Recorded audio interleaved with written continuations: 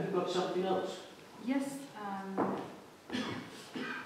wondering, I have the Lotosblume and Du bist die Ruhe, whichever you prefer to do today. Which would you prefer? I don't mind. Well, Die bist die Ruhe is maybe something to begin with tomorrow. Okay.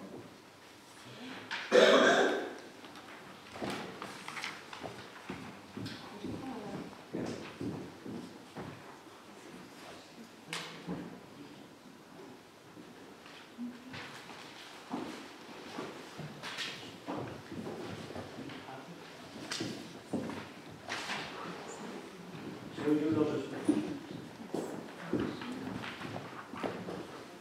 So suddenly we move from Schubert to Schumann. Yes. And tomorrow background is What is the background to this poem? Where does it come? You're very well informed, and I like to hear. Well, I don't know where the song comes in, but I looked up the flower, and I found out that it entered Europe only like 40 years before the song was written.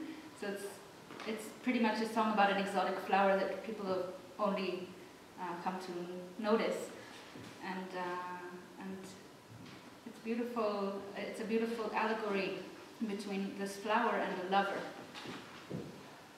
Let me tell you that there was a huge understanding of Oriental poetry, and the poem comes as part of a cycle called Myrten, which Schumann wrote for his wife Clara as a wedding present for September 1840. And in it we have British poetry, Scottish British poetry translated.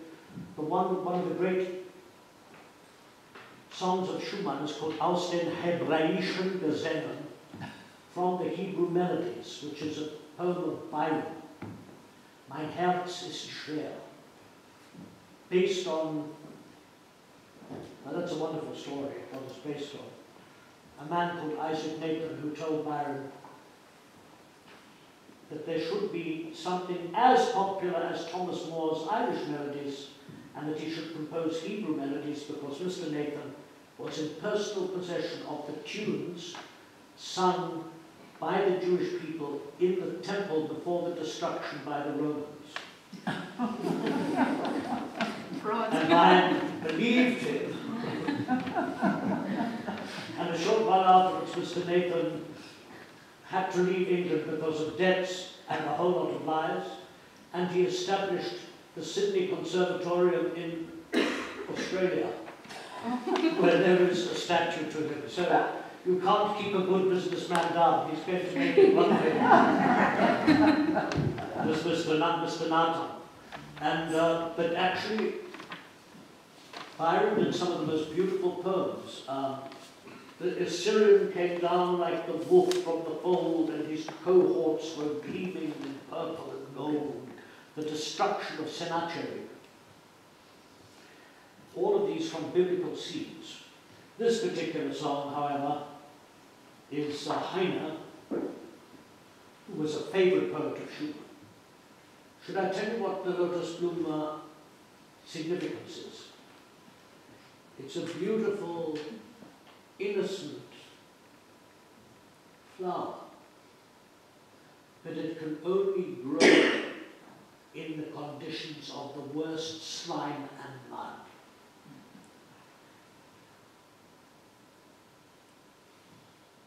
So it is about beauty and sexuality. Okay. And the link between the flower that looks so pure in the middle of these Indian places, but if you go down, it thrives on, it grows in dirt. Interesting. Slime underneath the water. The idea is something so beautiful is also connected to something so sexual. And he makes of the poem something very sexual. Okay, that changes it. It's like a girl who is awakened and in love like a wedding night. Okay. And that's what the accelerando is. Okay. And it's waiting for the wedding night like Schumann was waiting for the wedding night with Clara. All these secret messages to Clara, like Nussbaum, der Brautkamm, who waits by the girl who waits for the bridegroom by the tree. It's an extraordinary selection of poems, all of them about lovers from every land and from every culture, and like Robert and Clara are lovers from the same culture. Mm-hmm. Let's hear the song.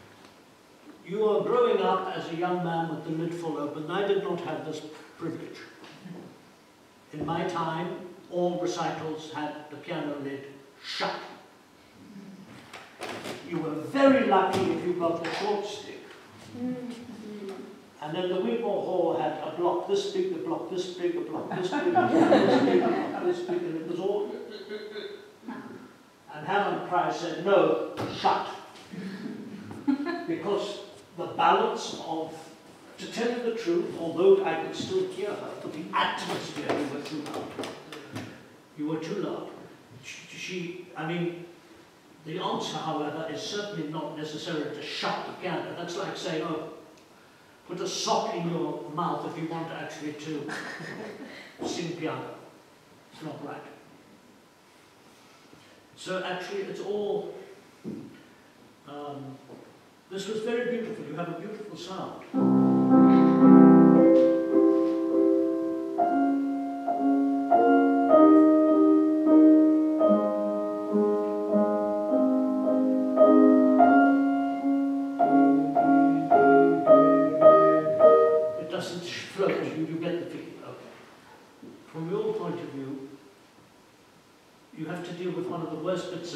Song, German setting that Schumann did. Die Lotosblume ängstigt sich. The sich comes with the verb. It's very peculiar to say, die Lotosblume ängstigt sich. And it's an effect that he's doing to, so it's what ängstigt sich. Ängstigt sich. Sich. You understand, yes, goes with the Endstich. Grammatically. Yeah, it's a reflexive verb. Okay. Die Lotosblume ängstigt sich vor die Sonne. Ängstigt sich, and then the poem goes, die Lotosblume ängstigt sich vor der Sonne, not ängstigt sich vor der. And the reason why the fear, die Lotosblume ängstigt sich. What's going to happen with the sunlight? Am I going to burn to death? So you see, it's a strange effect, but you have to understand the grammar. And you ängstigt sich vor. Not he does it again in Sittert, but... Yeah. It's like, yeah. Well, the Sittert has not got a part of the verb, German grammar that goes with it. You understand? Yes, It's just simply zitter. But, so let's just do a bit of it.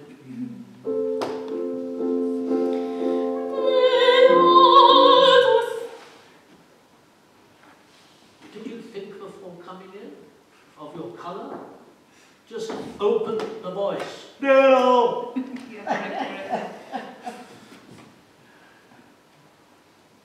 You have to actually choose a color. You can't just start like the computer. Boom! Yes, I did. It's a Lotosblume.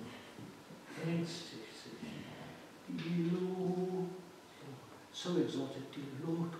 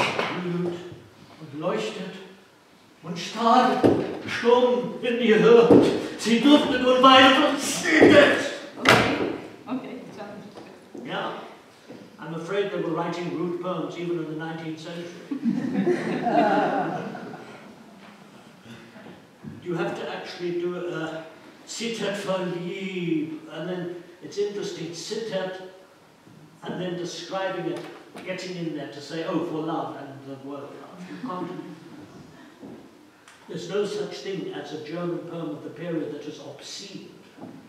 There is only suggestive. So she reveals herself and her face, and then she becomes, and then du feine tut zittern. These are the phrases that, all right, so sie blüht. Sie blüht und glüht und leuchtet und strahlt Stunde.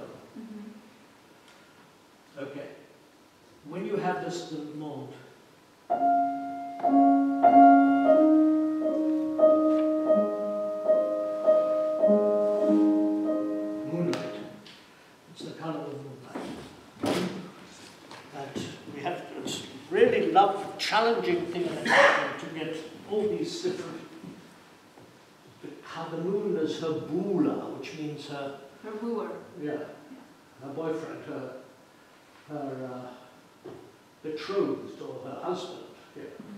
It is about moon, sun, and it's about a lover who is too strong, frightens him. That's the sun. Ängstlich sich vor der Sonne war. But the moon, who is gentle with her and knows how to bring out her blossoms, because remember this is a flower that flowers at night. Yes. A gentle lover will really be her best kind of lover. Not something who comes in like the sun. And it's that idea of Schumann promising, in a way, that he loves Clara so much that she is not to be frightened of the wedding night. Considered. That she's not to be frightened of that moment. That he will be like the moonlight with her. And after that, my goodness, 7, 8 children really. One after the other, with hardly a moment's gap in between. And she was supposed to be a pianist with a career as well. With so many children. Marie, Elise, Luli, Ferdinand, Ludwig, Eugenie, Felix, all too many children, one after the other, like. And I think you get the impression that Clara enjoyed this side of life. She was a very, very sensual woman. Okay. Try now with this playing within the key. Once you learn to do that with ostinati of every song, instead of cutting it, you actually make the movement this way.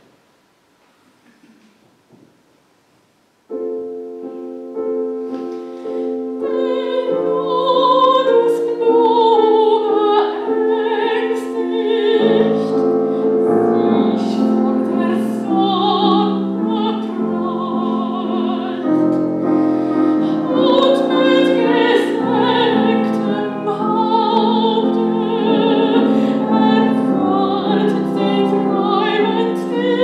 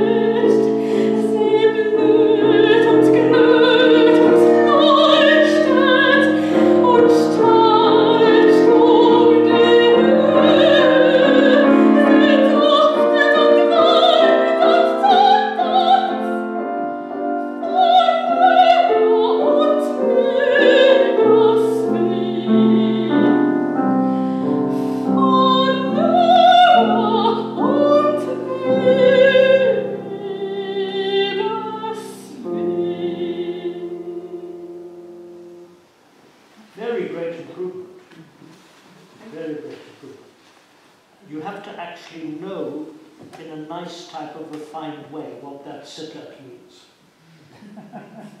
Not sit, but then not get too slow too suddenly. And you're very good. You understand you must work on that. You must work on getting the sound, because it immediately solves certain problems of balance. It isn't that you were making too much sound, but your chords were too present. So we were hearing dun, dun, dun, and that was taking away from her ability to sing a line that way.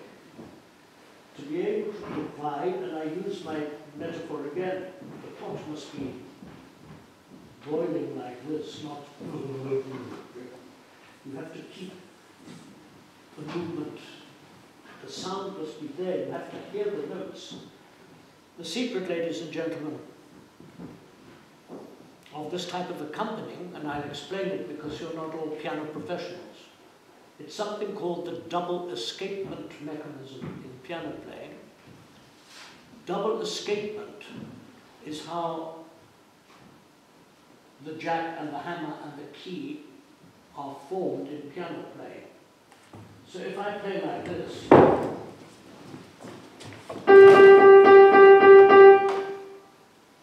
I am going through two mechanisms. I'm only using the second.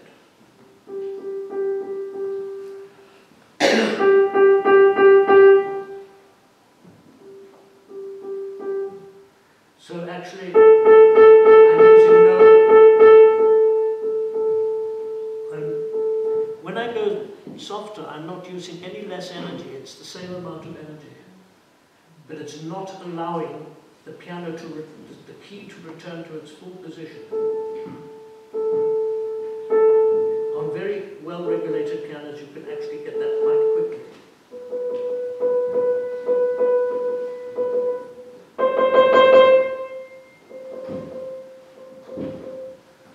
The more you can actually experiment with that and find within the key ways of,